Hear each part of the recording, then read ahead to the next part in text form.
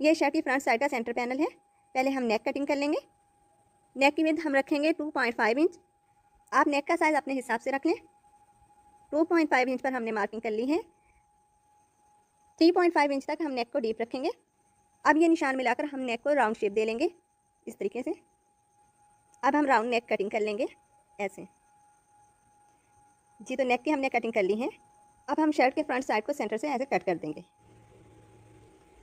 ये बॉर्डर पट्टी जो कि हमने फैब्रिक के साइड से कट की थी, इस बॉर्डर पट्टी के दोनों साइड पर हमने सिलाई के मार्जिन के बराबर एक्स्ट्रा फैब्रिक रखा हुआ है। इस बॉर्डर पट्टी के सिरे वाले हिस्से को हम फ्रंट साइड के सेंटर से अच्छे से मिलाकर बराबर करके रख देंगे और बॉर्डर पट्टी की चौड़ाई के बराबर हम फ्रंट साइड में सेंटर पैनल कट कर लेंगे।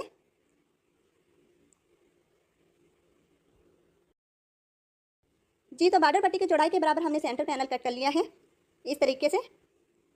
फिलहाल के लिए हम शर्ट के फ्रंट साइड को भी साइड पर रख देंगे। क्योंकि हमने बारीक इलास्टिक के बजाय चौड़ी इलास्टिक यूज करनी है, इसलिए हमने शर्ट के बैक साइड पर इलास्टिक वाले हिस्से पर लगाने के लिए ये सीधी पट्टियां कट कर ली हैं और इन पट्टियों के दोनों साइड से हम सिरे वाले हिस्से को ऐसे फोल्ड करके प्रेस कर लेंगे। जबकि इन कम चौड़ी पट्टियों से हम स्लीव्स के लिए सिलाई करके स्ट्रिप्स तैयार कर लेंगे। ये हमने 4 स्ट्रिप्स तैयार करनी है। हमने शर्ट के फ्रंट और बैक के जिस हिस्से पर इलास्टिक के लिए चाक की मदद से मार्किंग की थी, तो मार्किंग वाले इन हिस्सों से हम फैब्रिक को ऐसे फोल्ड करके प्रेस की मदद से क्रीज बना लेंगे। जी तो मार्किंग वाले तमाम पीसेस पर हमने प्रेस की मदद से इस तरीके से क्रीज बना ली है। अब सबसे पहले हम बैक साइड के सेंटर पैनल को तैयार करेंगे, जिसके लिए हम बैक साइड के सेंटर वाले फैब्रिक को इस तरीके से सीधा करके रख लेंगे और इस पट्टी का सेंटर क्रीज के ऊपर हम रखकर दोनों साइड पर किनारे की सिलाई लगा लेंगे। इसी तरीके से तमाम पीसेस के क्रीज वाले हिस्से पर हम इस पट्टी को रखकर सिलाई कर लेंगे। मैं आपको एक पीस पर सिलाइयाँ लगाकर दिखाती हूँ।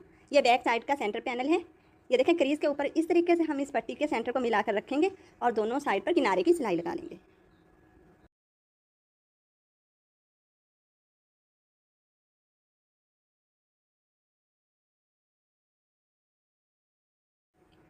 जी तो एक साइड पर हमने किनारे की सिलाई लगा ली है। इसी तरीके से हम दूसरी साइड पर भी किनारे की सिलाई लगा लेंगे।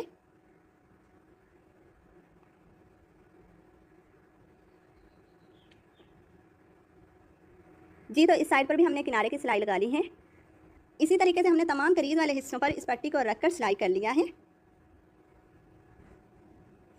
चूँकि हमने पहले बैक साइड को तैयार करना है, इसलिए इलास्टिक की मेजरमेंट के लिए हम अपनी नाप वाली शर्ट लेंगे और शर्ट के फिटिंग वाले हिस्से से शर्ट को ऐसे फोल्ड कर लेंगे और इलास्टिक के सिरे को शर्ट के एक सिरे से दूसरे सिरे तक ऐसे खींच कर ले आएंगे। ये देखें ऐसे। अच्छा, इलास्टिक को आपने ना तो बहुत ज़्यादा खींचना है और ना ही बहुत कम।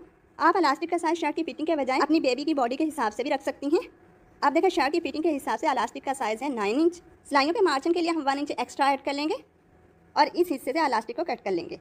आपने बस इस तरीके से इलास्टिक का साइज़ लेना है कि इलास्टिक बॉडी के साथ टच तो हो लेकिन टाइट ना हो। अब इलास्टिक को हम बाल पिन की मदद से स्ट्रिप के अंदर इंटर कर लेंगे।